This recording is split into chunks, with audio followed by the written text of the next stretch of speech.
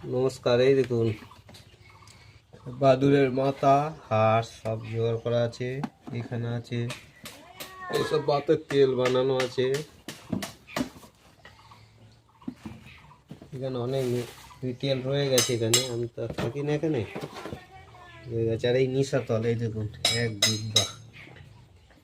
এইটা বলে দিই এইটার জন্য, তাদের ভূতে ভূতে ধরে না, কিচ্ছু লাগবে না। ধরুন হাতের কাছে কিছু নাই, এটাই নিয়ে ওর নাকে শুকিয়ে নিয়ে আর বালিশের নিচে দিয়ে দেবেন।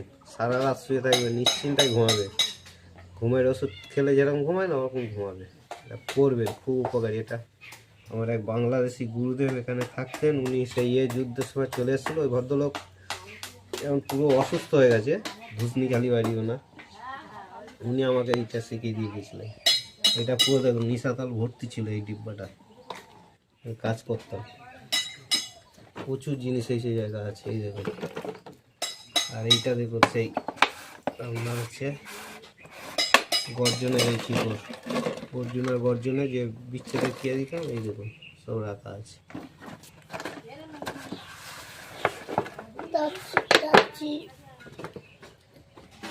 নমস্কার, আজকের এইটুকাই। আবার অন্য একদিন দেখাবো।